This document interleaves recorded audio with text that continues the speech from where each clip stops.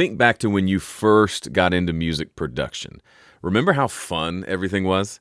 Just the other night, I played my very first album, the one I made in high school, for my wife and kids. I don't think they'd ever heard it. And the sound quality wasn't great. We had a big laugh. But I also remembered how fun that process was. Everything seemed so easy and exciting. Today, I want to help you get back to that place, especially when it comes to producing vocals. Vocals can be challenging. There's also a good chance you're making things harder on yourself by overcomplicating the process. So I want to show you a simpler way to get great results without all the extra work. How does that sound? In case we haven't met, my name's Joe Gilder. In the 16 years since I started this YouTube channel, I've coached thousands of musicians. And in my own experience in being a musician for over half my life and releasing all kinds of music, I've noticed a trend, a pattern, I just choked on myself, a pattern in my musical production journey that has been consistent for years and years and years. And that pattern is this.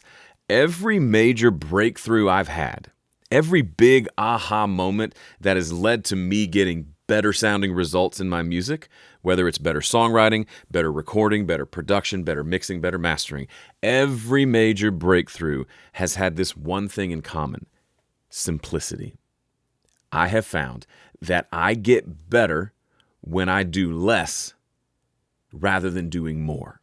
Now, that may seem counterintuitive, but I bet you've felt that to be true in your own life.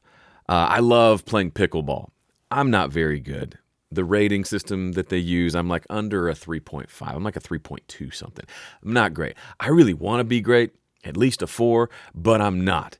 And what I'm noticing is the better I get at pickleball, the more breakthroughs I have as I study other people and kind of learn from people that are better than me.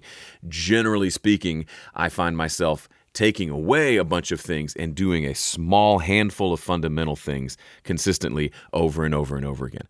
If you go look at any professional in any arena, really, but especially athletics, you'll find even the people at the very top of their game, what do they spend the bulk of their time doing?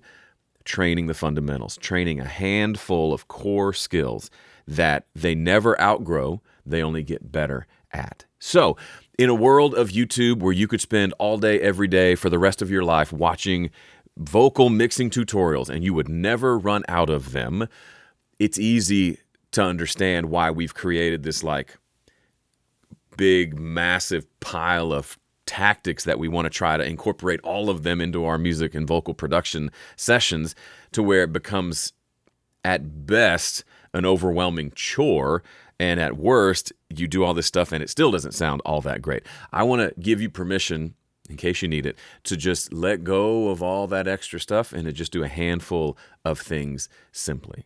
The world wants you to do more, more, more. I'm telling you, let's go the opposite direction. Let's do less to get more. Let's do fewer things to get better results. And if you're still a little skeptical, I completely understand. As a fellow skeptic, I'm skeptical of most things people say. This has been my experience. If you've never listened to any of my music, you may want to pause the video and go look up my name, Joe Gilder, listen to a few tunes. If you like what you hear and you think I'd like to learn from a guy who can make music like that, then come on back here and let's talk about how I have internalized this minimalist mindset, this idea of doing less to get more in just about every area of my life, but especially when it comes to music and specifically when it comes to vocal production. So today, what we're going to do is, part of this video is a little bit selfish because I have a vocal that I need to finish up working on for a new single for my band. If you saw last week's video, I went on a tour of the tracks in this song called Irrelevant. But today I want to focus specifically on the vocal because I still need to do a couple of things to this vocal track to be ready for mixing. And then the goal right now, this could always change, is for next week's video to cover the mixing of this song. So a little cute little 3-part series. But I want to get into kind of the big components of the big 3 components of the vocal production process. But before we do, and I recognize my hands, I've got a little monitor over here where I can see what's on the camera, and I recognize like my hands are all over the place. If that's bothersome to you, I don't know what to tell you. I don't think I can stop. There is a podcast version of this now, so go to your favorite podcast platform. I know it's on Spotify and Apple Podcasts. Search for Home Studio Corner. You'll hear this exact same video, but without my hands flailing around. So if that sounds interesting to you, go check that out. All right, but before we jump into the core components of producing a vocal, and we open up Studio One, and we're going to do some stuff with vocals here today. The first thing we got to talk about is the elephant in the room, the thing that, honestly, I don't find anyone talking about this. I don't hear this as a topic of conversation. Everything's about, you got to use this plug-in on every mix. You got to use this vocal mixing, how to make your vocal sound like a pro, like all those, and those are all well and good. I've made my own versions of those videos. But there's a big piece of this that if we don't talk about, then nothing else I talk about in this video or in any other video is going to make much of a difference for you, because you are setting yourself up for failure. What am I talking about? You've experienced this. And I'm talking to you as if you are the singer. This is obviously not true if you're mixing someone. If you're the bass player in the band and you're not the one singing, then this won't apply to you as much. But I'm presuming that most of my private clients are singing on their own stuff. So that's the kind of the perspective I'm coming at this with. I'm a singer as well. Remember the first time you ever heard your voice on a voicemail? I remember when I was a kid, we had so much fun like recording the outgoing message on our answering machine. I'd have my guitar and my little brother would like sing a rap over the top of it. But I remember whenever I would just leave the like, hey, you've reached the Gilder house. We're not available right now. And my mom was like, do not say we're not home. That invites the criminals. So say we're not available. As if they couldn't read between the lines. Anyway, we're not available right now. Please leave a message. And I remember listening back and thinking, oh, is that how I sound? Is that what my voice sounds like? And one of the things that I hated so much as a kid, and I feel like kids today won't experience this because, like, my house, we don't have a house phone. But growing up, we had a house phone, and I would answer. And when I was 10 years old, 11 years old, 12 years old, my voice hadn't changed. And I would say, hello. And the lady on the other end would inevitably go, hey, Sharon, my mom's name. And I would have to say, no, this is Joseph. And I always felt so downtrodden. So once my voice changed, I was real happy about that. Anyway, nobody likes the sound of their own voice on like a voice message. And for most people, it just ends there. Ugh, I don't like that. And then they don't have to listen to it anymore. Well, as musicians, we kind of have to listen to our voice over and over and over again, especially if we're producing our own vocals. So the big lesson here, the big elephant in the room is it's very likely that you don't love the sound of your own voice. Or if not that, then you are listening to your voice unfairly. You're not being fair to yourself when you listen. What do I mean? Think about, this is actually a phenomenon that happens more, we talk about this in my speed mixing challenge, that happens more across like just any mixing endeavor. But it's especially true of vocals, where if I go listen to my latest mix in the car, I'm going to hear all these flaws in the mix. There's too much, especially in my wife's car, there's too much upper mids at like 2 to 3K. Everything sounds bad there. And I will come back to my studio and try to fix those problems perhaps. But if I just take an extra 2 minutes and after listening to my mix and coming up with the list of all the things that sound terrible about it and, thinking maybe I should quit music altogether, which is part of the process too. If I just took a minute to switch over to anything else, go listen to a Radiohead song, go listen to a Foo Fighters song, go listen to the Wallflowers, Bringing Down the Horse, any song from that record, doesn't matter. If I were to just take myself in that moment, in that environment, stop and go listen to anything other than my mix, then it would help me realize that, oh, that upper mid thing that I hate, oh, it's also there on this Grammy award-winning mix. Oh, it's also there on this, one of my favorite albums of all time. Turns out, if I just listened to my song with the same ears that I used to listen to other people's songs, I would have a lot more grace for myself and I wouldn't be so picky and wouldn't hone in on all these specific problems that I'm hearing, because turns out it's not a problem in the mix most likely, it's just a problem in the sound system that I'm listening on.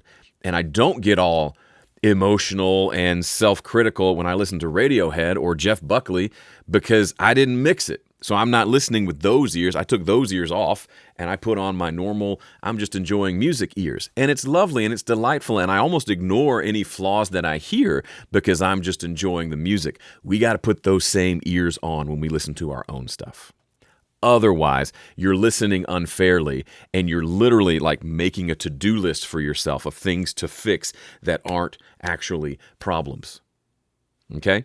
So how does this relate specifically to vocals? Listen to your own voice fairly. I'm not saying you have to decide to like your voice. Maybe that's not possible for you, or maybe you'll get there eventually, do a lot of work on yourself, and you eventually like your voice. I actually like my voice now. It's not perfect. There's plenty of things about my voice I do not care for, or that are, I would call flaws in the voice or whatever. But I've gotten to a point where I listen to my voice fairly, meaning I listen to it the same way I would listen to any other vocal. I'm not especially hard on my own voice versus any other vocal that I hear. And to flip the script a little bit, if you want to prove this, if you're not sure if this is true for you, go pick your favorite album with a great vocal. Lately, my whole family, we've been on a big Jeff Buckley kick. If you haven't seen Jeff Buckley, the new documentary that came out, I think a month ago, 2025. It's on Amazon. Highly recommend it. If you're not familiar with Jeff, go listen to his album, Grace. You're welcome. You've probably heard his music. You've at least heard his version of Hallelujah, just him and electric guitar. Anyway, we've been on a big Jeff Buckley kick. And if you listen to him with the same critical ears you use to listen to yourself, if you force yourself to be critical of him, you can find all kinds of flaws. Like I don't like the way his vowel sounds on some of those words, and he's a little pitchy over there, and the vibrato's a little too much here. You could do that. You could listen to a U2 record and be like, his voice is. In my head, I remembered his voice being really strong, but it's kind of wobbly in that spot, and he didn't really hit that note, and I would have wanted to sing it a little bit differently. You could do this with anything, and the point is not that all those people are hacks and shouldn't be famous. If that's your takeaway, what is happening? That's not the point. The point is we're a bunch of flawed, imperfect humans making art, and it should be full of imperfections. So if you're going to have the critical ears, use it critically on other stuff to just kind of realize, everybody's got flaws. Nothing out there is perfect. Those vocal performances are a lot less perfect than I thought they were. Okay, now I can maybe relax a little bit and show myself some grace when my vocal performance also isn't perfect, because the goal isn't perfect. It's just right. It's just to make it good. Maybe even great, but perfect? Nah, forget about it. So that was the elephant in the room that we had to get out of the way first. I'm going to use a little bit of visual aids today. Check this out. Here are the three phases of the production process for anything, but we're going to do it in context of vocals today. We're looking at how we record, aka produce the vocal, how we edit, which includes specifically today tuning. We're going to talk about tuning here a little bit. And then finally, mixing the vocals. I have a very simple approach to mixing, really a simple approach to all three of these, which is what we're going to dive into today. So let me draw something for you. Let me draw here as pertains to the recording piece. I want to draw a triangle. Okay? Oh yeah, nice triangle. And there are three elements. I said three and I held up four fingers. There are three elements to a great vocal track.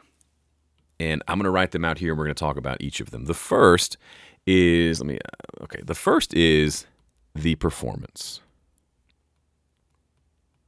So, of course, the performance itself, if we want the track to be great and we ultimately want the mix and the final release to be great, then obviously this is a given. The performance needs to be great. What are the elements that go into making a good performance?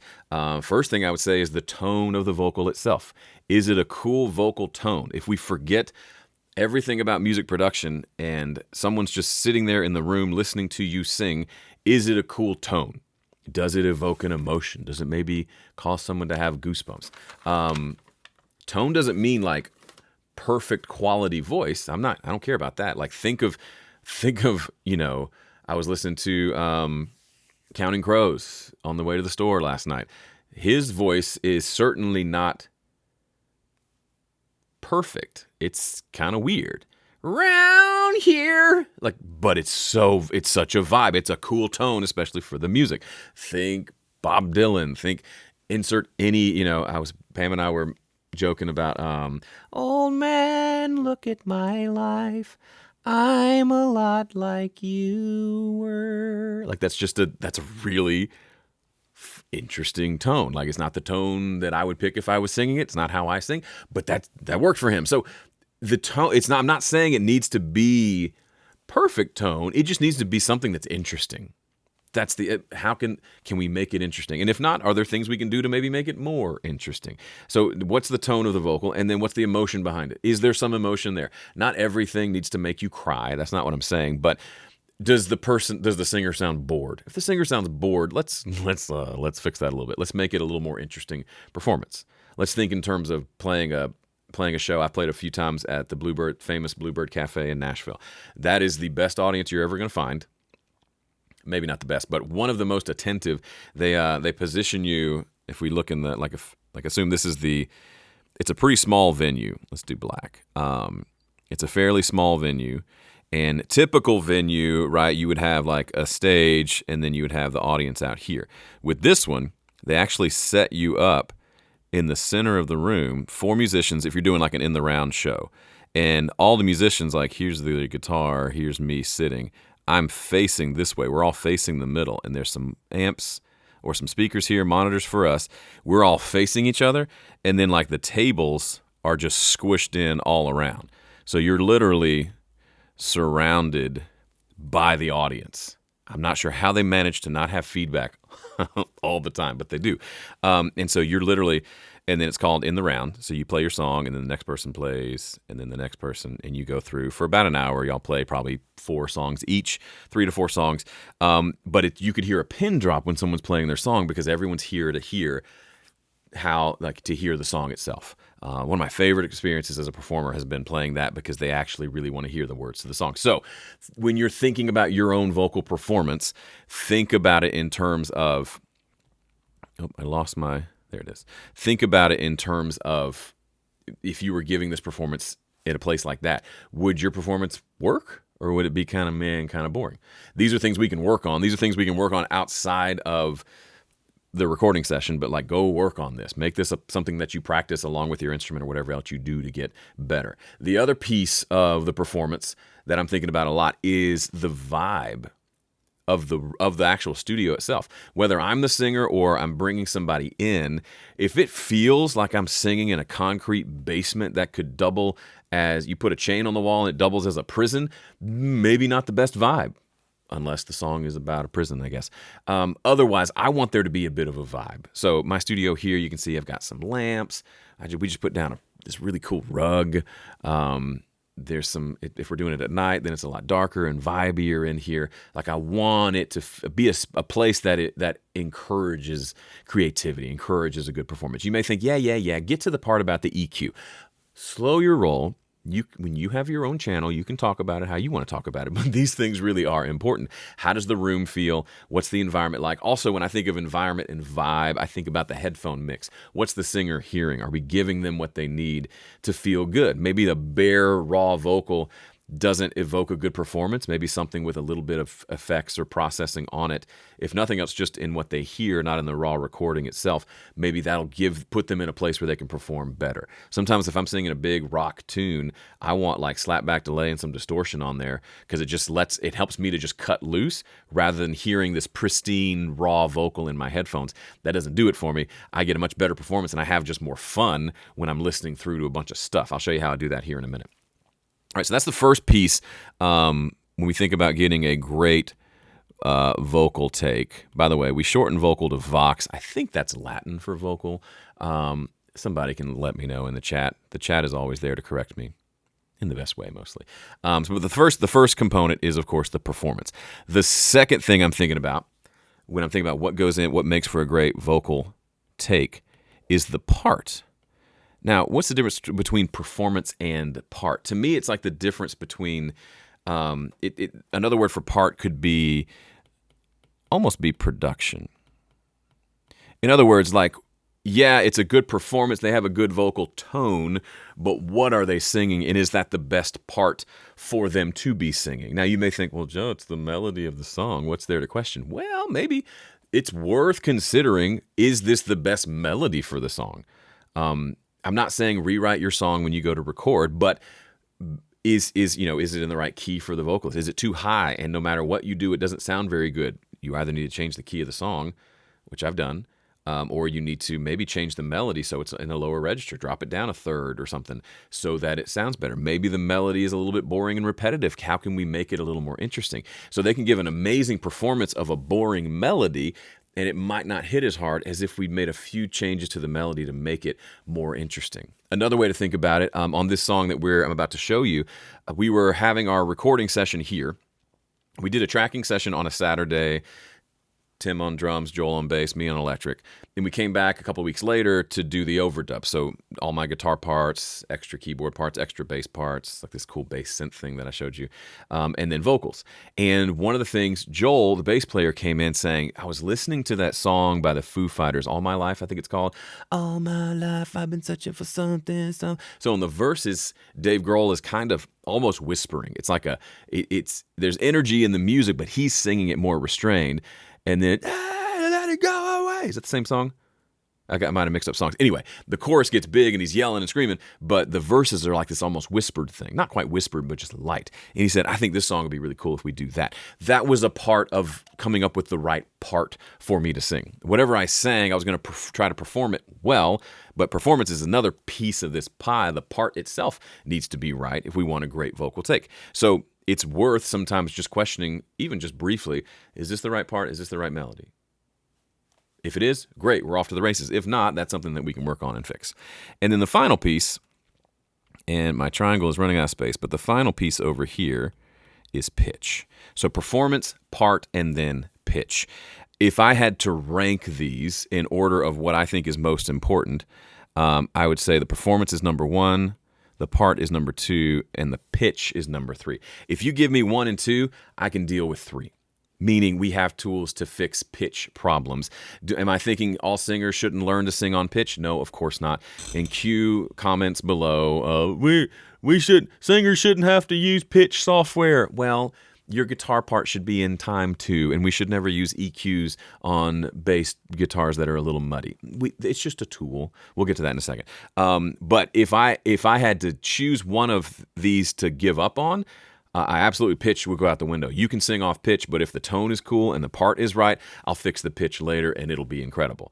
But if the pitch is dead on, but the performance is lackluster, then it doesn't matter. I think there's this misconception in the world that because we have tools like Melodyne and Auto-Tune, that anyone can sound great. No, anyone can sound on pitch, and that's as much as we can do. Like if you've seen those Auto-Tune the news things, they can make it sound like Donald Trump is singing when he's giving a speech. They've just adjusted the pitch of his voice. It doesn't turn him into an incredible singer, right?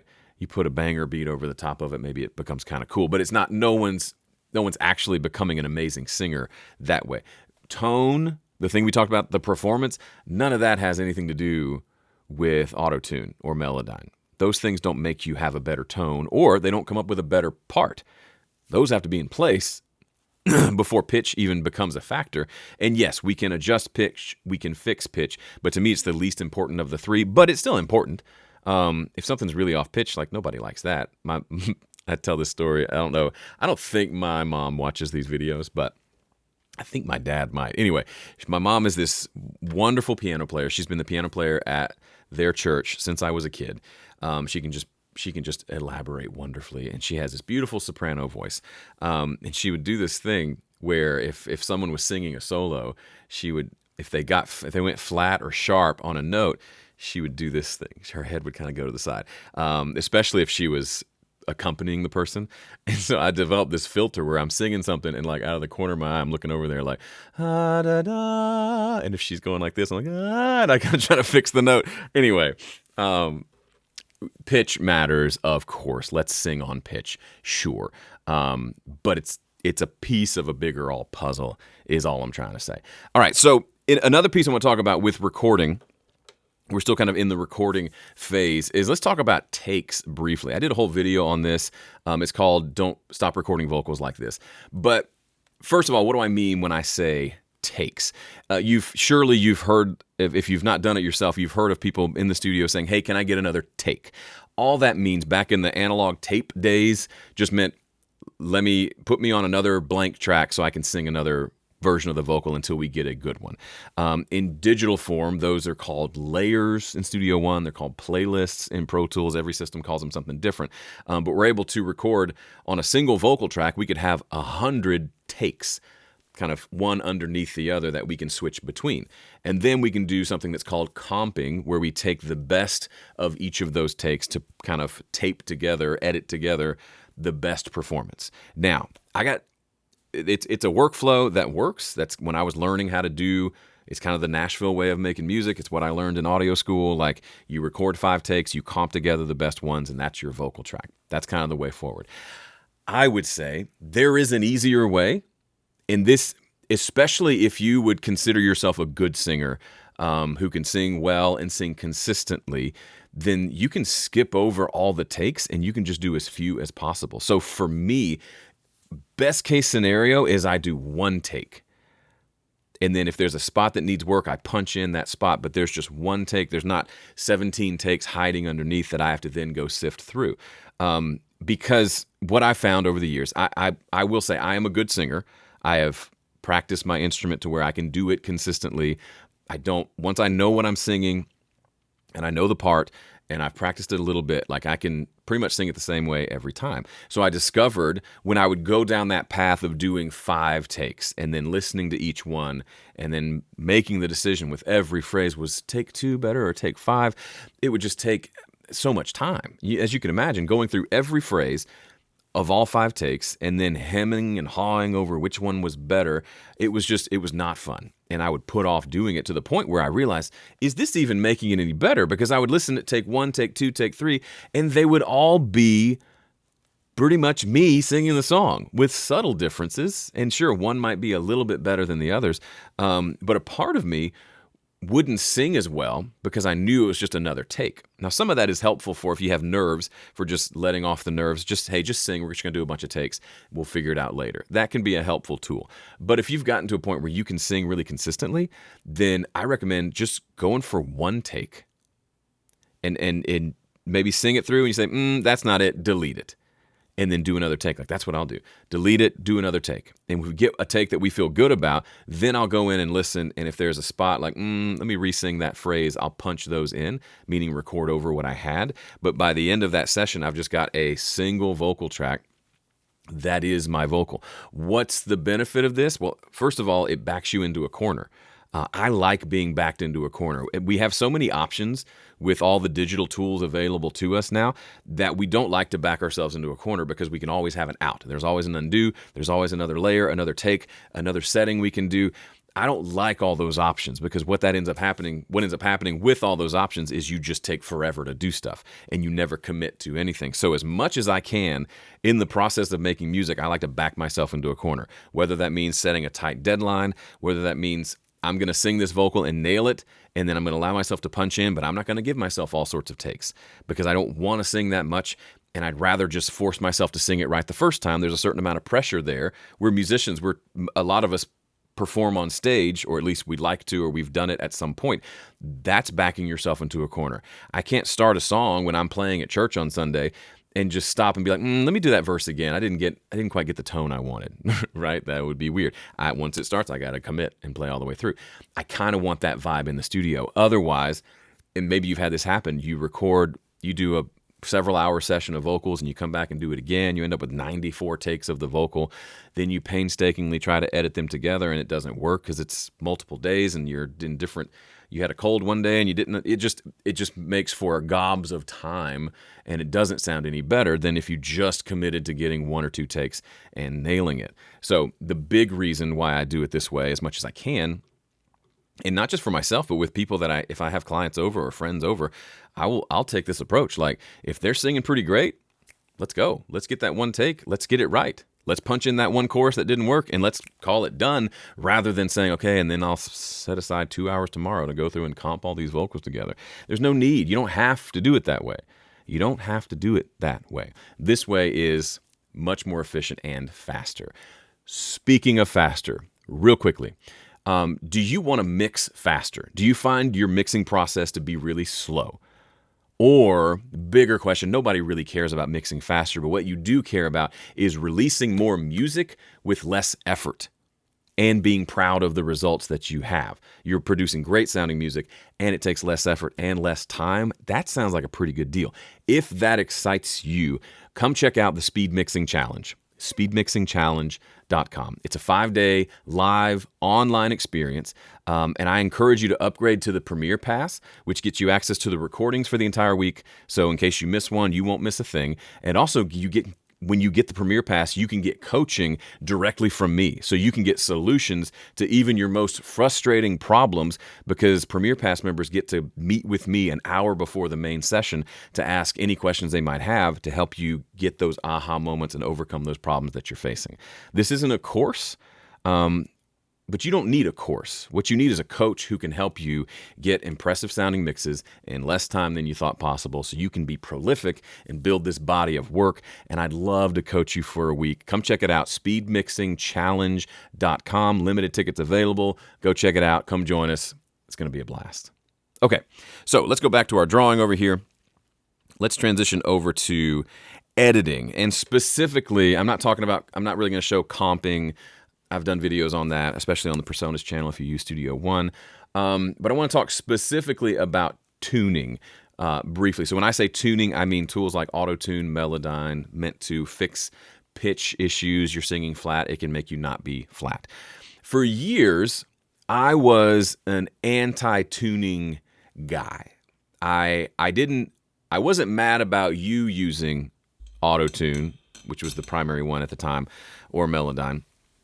But I personally had this sort of elitist, a little bit arrogant vibe towards tuning software. I thought, I want to present my voice as is, and if you don't like it, too bad. Now, that was the way it was for decades, right?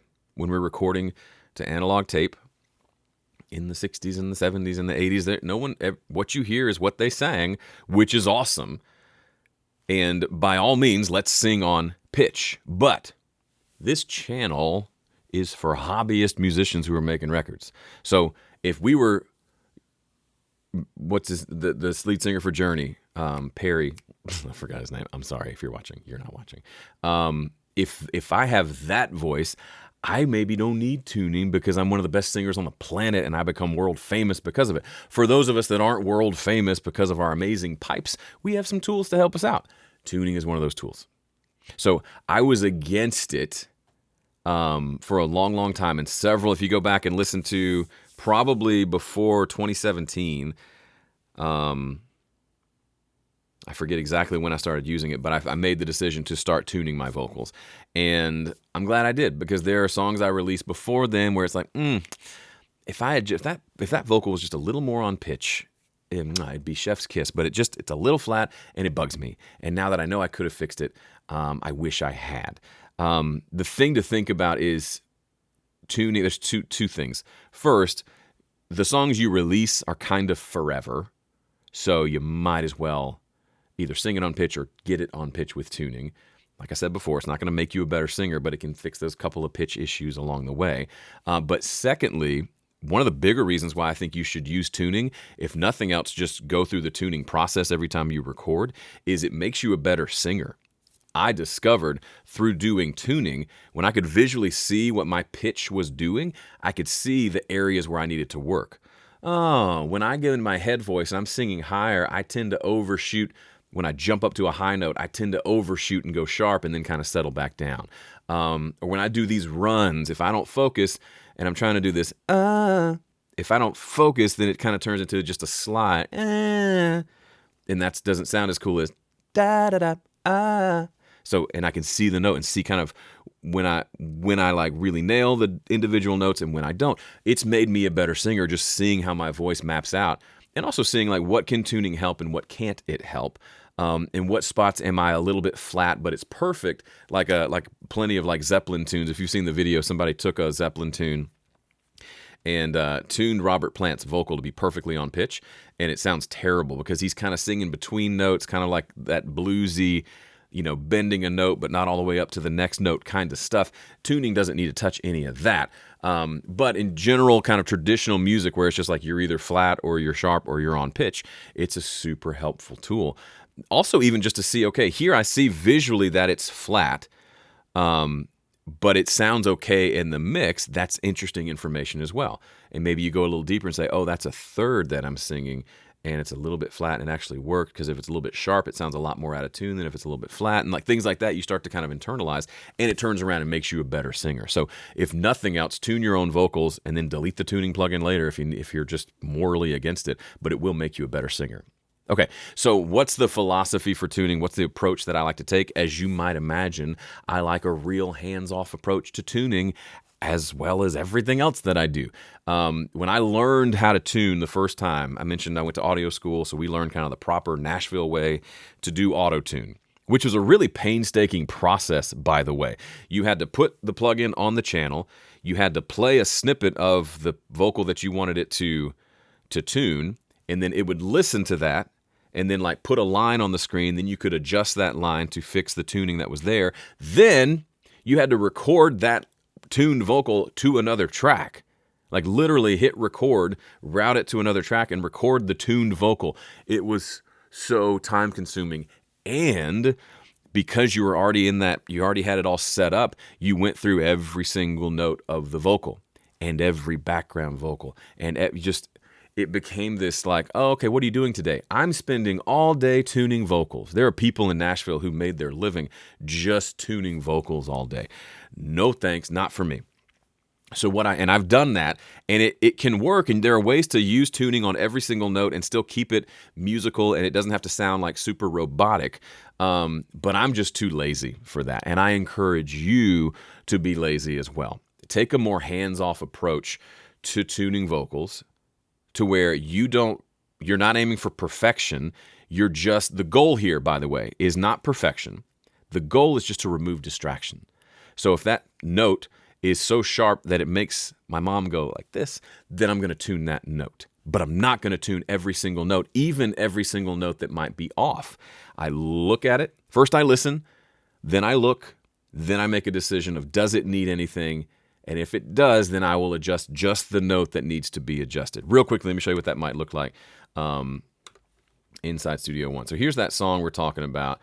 I have a sneaky suspicion that the vocal on this chorus could use some tuning. So I'm gonna hit Command M, which opens up Melodyne, which of course isn't activated because I just got this new computer. Hang on. Hold on, let me pause the video. And we're back. I got a new Mac Studio, upgraded from the M1 MacBook Pro. Haven't tuned vocals since I got the new machine. So now I have Melodyne installed. I open it up, and let's just listen to this first part of this chorus. Wanna let out from the inside. Okay, so it's that's going to like it's an A sharp. It says B flat, technically, same thing. Here it is in context. That last note bothered me a little bit. Wanna let out from the inside. So this one is a little sharp. You can see, like, here's if it was on pitch, it would be right in the middle of this note. We can also look up here and see that it's 19 cents sharp. So I'm just going to drag it down. Hold down Option, drag it down. Now it's a little more in pitch. And then this one is right between notes, and this one seems a little off. But let's not visually, let's just listen. Wanna let out from the inside. Yeah, I kind of like that. We could maybe make a case for it. That sounded a little sharp. Wanna let out from the inside. Yeah, I like that a lot. We just kind of massaged it a little bit. Let's just do one more phrase. Don't wanna step back from the edge. Okay. Don't wanna step back from the edge. This note didn't quite get there. It's like an F sharp. Didn't quite get there. It's a little high for me. Let me just nudge that up. Don't wanna step back from the edge. gets up there. I intended to get up there, but I didn't. And then this note looks a little sharp, and it doesn't sound super great. I'm going for a don't, but I sing don't just a little bit sharp. So let's just pull that whole thing down. Don't wanna step back from the edge. Fixing that note made this note sound wrong now. Don't wanna step back. Don't wanna. I don't know what note I'm going for, but clearly I sang in between. Let's see. Yeah, it was the C sharp, the D flat. So let's move that down to where it's more closer to where it was supposed to be. Don't wanna step back from the edge. Maybe up a little bit so it's not quite such a big jump. Don't wanna step back from the edge. And now this one feels, I'm going for an E, but I'm flat. Let's just fix that one. Don't wanna step back from the edge. All right, cool. To me, that is the most amount of tuning I'm gonna do. Does this note still a little wonky? Could we split it up and fix it a little bit more? Maybe, but in the grand context of everything, I just want to get those, the ones that bothered me, I want to fix, and that's it. And then we kind of hands off and back away, like Arrested Development, no touching. Like we just do as little as possible. That is my approach for this.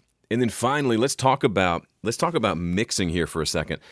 Specifically, I know I'm kind of running out of time here. I don't want to keep you much longer, but I do, as we talked about in the drawing, I do want to talk about the mix process and my approach, my philosophy to mixing, and I'll quickly show you how I would do that on this vocal. So my philosophy to mixing a vocal is really just threefold.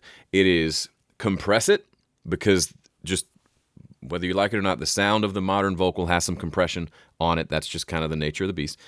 Remove out of balance frequencies. So fix those frequency imbalances, and then add effects if needed. That's how I think about it. Now, I may have to use multiple different tools to do these things, but those are really the priorities. Let's compress it and get it squished down.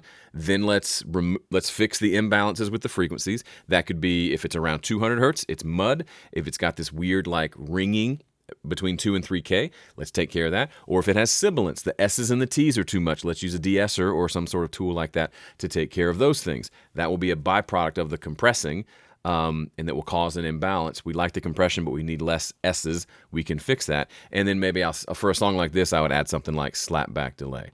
Now, I could do this with a compressor or two, an EQ, a de-esser, a delay plugin, and maybe a multi-band compressor, and you can absolutely do it with all of those. If you would rather just dial in a tone pretty quickly with one plugin, this is a shameless self-promotion, but I made a plugin called GilderVox. My name is Joe Gilder. This is my very first plugin, and this is my vocal chain. This is what I like to do for my vocals. So let me just go back to, let me just turn everything off and start over. This does all those things I just mentioned, and you can absolutely build your own that will do this. Oh, I might want some distortion on it as well. That's another plugin that we might use. This is basically me adding in a couple of compressors in different spots, one at the beginning, one at the end, both doing slightly different things. The de-esser is acting as a de-esser. The mud remover is focused on 200 hertz to remove the mud. Smoother is kind of focused on that 2.6K where a lot of the comes through. Turn that up to fix that. Air gives us a little extra up in the higher frequencies without it getting to be too much. Drive gives us some distortion. Slapback gives us some slapback delay. Here's kind of the tone I would want on this vocal. Let's just dial it in real quick. Wanna let out from the inside. Now the first thing I notice once I compress is that on this note. Let out from the it's got this that comes through there. Don't like that. Smoother to the rescue. Check out how it gets rid of it right away. Wanna let out from the inside. Wanna let out from the inside. Aggressive compression, and then the smoother makes that not cut through. Here it is without. Wanna let out from the. It hurts. Versus this. On the inside. Still sounds like me. I'm still singing the E vowel sound, but now it doesn't jump out 10 times louder than everything else. It's a common problem, so I just made it a knob in the compressor. Let's see about the low end on this. Let's go to the next line. Don't wanna step back from the edge. Probably needs a little de-essing too. Don't wanna step back from the edge. That feels pretty good. This particular vocal doesn't need any more air, but here's what it would sound like if we did. Don't wanna step back from the edge. It just adds a crispiness, but it's controlled so it doesn't ever get out of control. And then let's add some slapback delay because I can't help myself. Wanna let out from the inside. And if we want to add some distortion, why not? Wanna let out from the inside. Just to make it a little more aggressive, and that on top of the mix. Wanna let out from the inside. Don't wanna step back from the edge. Our rage won't subside. Are we irrelevant? That feels good to me. Like, that's literally my vocal mix process. Now, there's a doubled vocal in there that's going to get its own treatment, but you get the idea. Now, if you're doing a pristine piano vocal with a huge ballad vocal that is front and center, then yeah, you're going to, a lot of my vocal is getting hid by the rest of the rock production. But if you're doing denser mixes, denser productions, the hands-off thing really does work fine. There's no reason to get in there and be surgical and spend 2 hours on your vocal mix. Just compress it some, remove the mud, remove any ringing that might be there, deal with the sibilance, add effects, and maybe add another compressor at the end to kind of smooth everything out. And then let it be. And just enjoy the fact that you got a vocal mix in just a few minutes rather than a few hours, which is maybe what you were doing before. I hope this video has been exciting for you, has gotten you excited to go record, edit, tune, and mix a great vocal track. If you want to try out GilderVox, just go to GilderVox.com. There'll be a link below. The goal here isn't perfection. The goal isn't even flawless, but great. And what great means to me, if you're the singer, greatness is you minus distractions. That's it. I want to hear you, and I just don't want any of the other stuff distracting me from hearing you and hearing what you have to say. All right, that's it for today. Thanks for watching. I'll see you next week.